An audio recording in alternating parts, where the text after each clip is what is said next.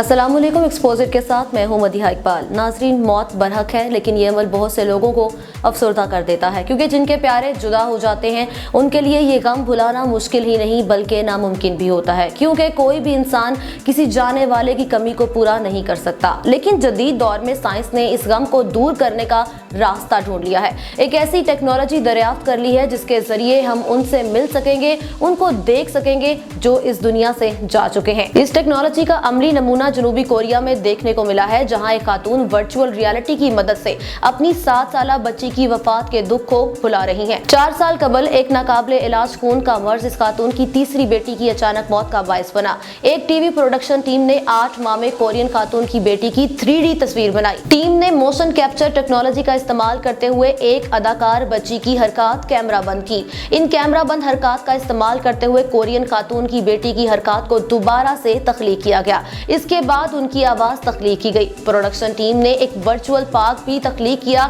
जहां वालदा और बेटी की मुलाकात हुई। ये पार्क इस पार्क के तर्ज पर तख्लीक किया गया जहां वो असल जिंदगी में जाते थे। ये मनाजिर एक दस्तावेजी फिल्म में शामिल किए गए। वालदा और बेटी का दोबारा मिलना दस्तावेजाती फिल्म का सबसे ज्यादा जज्बाती सीन था। इस सीन में बेटी माँ की तरफ दौड़ कर आती है और कहती है, अम्मी आप कहाँ रह गई थी? क्या आपने मेरे बारे में सोचा? माँ रोते हुए अपनी बेटी की वर्चुअल रियलिटी की मदद से बनाई गई तस्वीर को गले मिलने के लिए लपकती है और टीवी प्रोडक्शन क्रू के लोग भी आंखों में आंसू लिए ये मनाजिर देख रहे होते हैं। इस दस्तावेजाती फिल्म ने वफात पा जाने वाले अजीजो कारिब से मुलाकात कराने के इखलाकी और नफ्सियाती असरात के बारे में बहस छेड़ दी है। कुछ लोगों का ख्याल ये है कि लवाहिकीन को ज़हनी सुकून फराहम कर सकता है, लेकिन कुछ लोगों का मानना ये है कि ये इन्हें अपनी जिंदगियों में आगे बढ़ने से रोक सकता है। कुछ सारफीन ने तशवीश का इजहार किया कि ये तजुर्बा माँ को मजीद अफसरदगी और नाउमीदगी का शिकार कर देगा। एक और सारिफ ने ख्याल किया कि आया ये तजुर्बा जन्नत का एहसास फराहम कर रहा है या फिर दोज़ख का। हम में से बहुत से अफराद के लिए गम अलमनाक मगर जिंदगी की अटल हकीकत है, और अगर किसी शख्स के बच्चे की वफात हो जाए तो उनके गम को भुला पाना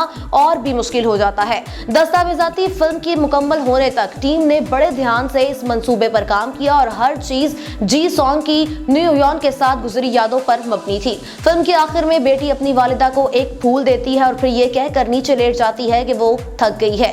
फिर वो कहती है कि वो हमेशा अपनी वालिदा से मोहब्बत करेंगी। दोनों एक दूसरे को अलविदा कहते हैं और फिर बेटी सो जाती है। फिर वो एक सफेद तितली में तब्दील होकर आहिस्ता से उड़ भी जाती है। बरतानिया में भी एक वर्चुअल रियलिटी के प्रोजेक्ट में 1953 में मलका बरतानिया की ताजपोशी को दोबारा तख्लीक किया गया था ताकि डेमेंशिया के शिकार बुजुर्ग मरीजों की यादाश्त वापस लाई जा सके। जैसे ही वो गुजरे हुए वक्त में वापस जाते हैं, उनके जहनों में छुपी हुई पुरानी यादें वापस आती हैं। अब आने वाले दिनों में किस मुल्क में अपनों से मिलाने का ये तजुर्बा किया जाता है, ये तो आने वाला वक्त ही बताएगा। अगर आपको हमारी आज की वीडियो पसंद आई है तो लाइक करें, कमेंट करें और शेयर भी करें। खबरों की तेज तर अपडेट के लिए एक्सपोजिट को सब्सक्राइब करें।